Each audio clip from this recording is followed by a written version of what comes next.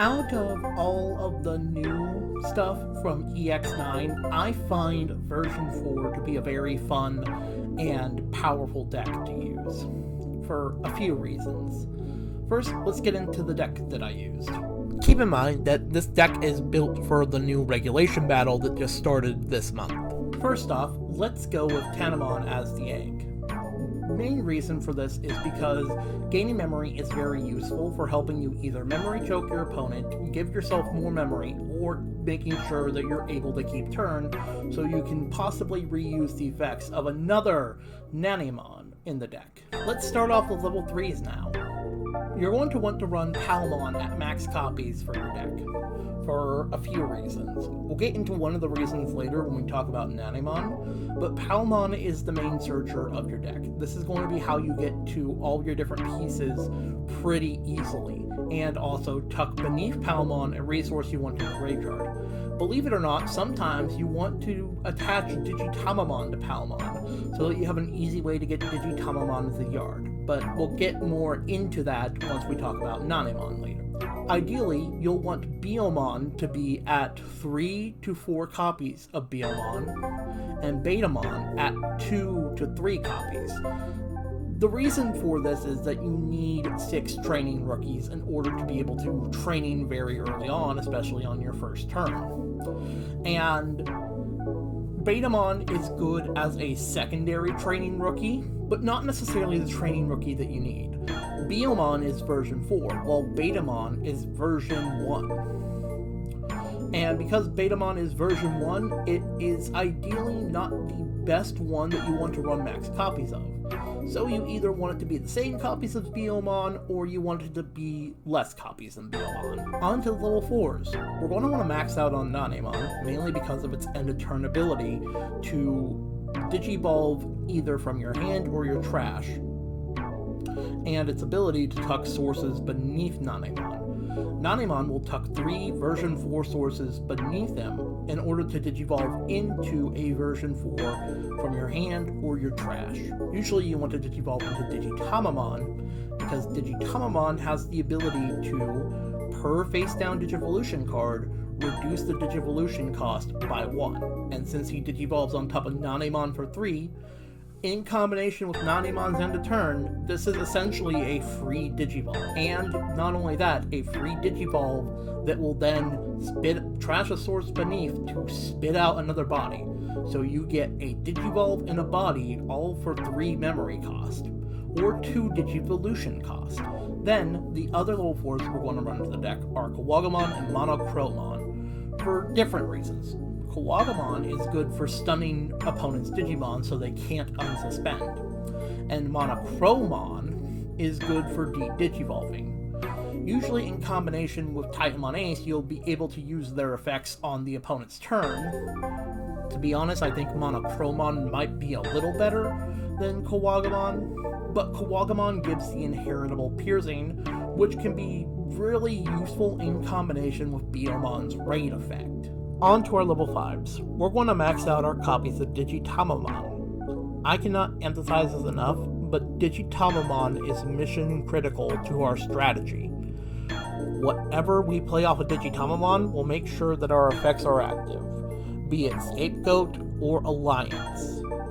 Also, it's good to have another body on field in case something goes wrong with your first body. 2 bodies are harder to remove than 1. Our next level 5s are going to be Megadramon and Mamemon. You'll want to run these guys at either 2 copies of each, or 4 copies of Megadramon and 0 copies of Mamemon, depending on how important Megadramon is to your strategy. Initially, I liked Mamemon's ability to play out any DM trait up to the play cost, but as I got more experience with the deck, I drifted away from using Mamemon and just maxed out my copies of Megadramon, mainly for the fact that I figured making sure my opponent doesn't have a body on field is extremely important to some strategies. Mamemon's inherit to de-Digivolve is usually pretty good, but I think Megadramon's ability to unsuspend itself is even better.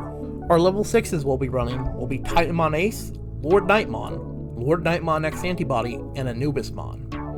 Anubismon I am very iffy about for the deck, mainly because Anubis can only play out purple Digimon. So your targets are Digitamon, Megadramon, Lord Nightmon, Titamon Ace, and Lord Nightmon X Antibody. So Anubis is kind of more for the deck. Lord Nightmon plays out a level 4 or lower, and it can be very useful to play out just any level 4 or lower body. Digivolving, suspending, or searching your deck can be crucial to getting your pieces, or making sure your opponent doesn't have their game plan ready. Lord Nightmon X Antibody is good to digivolve on top of Lord Nightmon directly, making sure that we have the ability to digivolve and give collision, piercing, and another instance of alliance in combination with Digitamon's alliance means that Lord Nightmon X Antibody can check for 3 checks in security. Titamon Ace, crucially, is one of the main win conditions of the game for this deck. Mainly because Titamon Ace gives all version 4 traits blocker and retaliation. I can't state how funny it is enough that a little bird can take down a big bungus by just going peck. For our tamers, we're going to run either 3 analog youth from EX9 or 4 of him, and 3 analog youth from EX1. You'll want to run the new analog youth mainly because you always want a face down Digivolution source beneath your Digimon. Not only that, but giving them reboot if they have a face down source is really good. But then along with that, the gaining a memory and drawing a card is great for getting to your pieces. The old analog youth will run for mainly building up the trash and making sure that we get to the Digimon pieces that we actually need. Crucially, it can add any Digimon, so this is the only way that we can search for Lord Nightmon and Lord Nightmon X Antibody outside of drawing. For our options, you're going to want to run 4 meat. It's very crucial to the deck that you are able to digivolve into your stuff easily. And in combination with a Digimon that already has a face-down Digivolution source, using meat will digivolve it into Digitamon for free, as Digitamon reduces per face-down Digivolution card. Then, protein, we're going to want to run that either at 2 or 4 copies. I initially went with 4, but after some testing, I cut my EX9 analog youth down to 3, and my protein down to 2, so that I can fit in the old analog youth from EX1, as I view searching as more important than protein's ability to unsuspend. Let's talk about some pros for this deck. 1, it has a really wide field, and that wide field can be good for either clearing out security all in one turn, or making sure that you don't die via some insane malarkey that your opponent will do.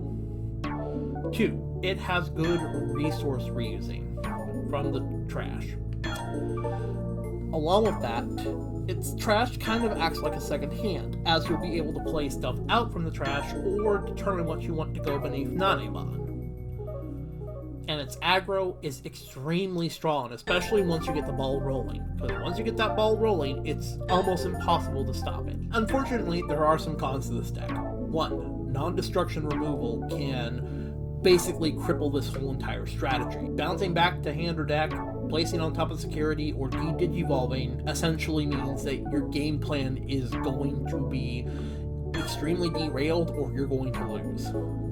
2, this deck needs its ace for defensive plays. Normally some decks have other defensive plays other than aces, but this deck needs its ace, as that's the main way to reborn resources and make sure you have a blocker at the same time that has retaliation.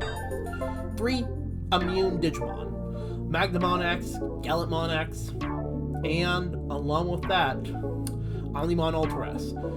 If they have the ability to make themselves immune from your effects, then they are huge trouble for this deck. I hope you guys liked this video and found this deck profile interesting. I think that this deck is just so fun to play. It outweighs its cons in my opinion. And this is my go-to regulation battle deck. If you guys haven't already, please make sure to like the video down below, comment what you think I should do the next profile on, and subscribe to the channel if you haven't. For now, this is Ice, signing out. Toodles.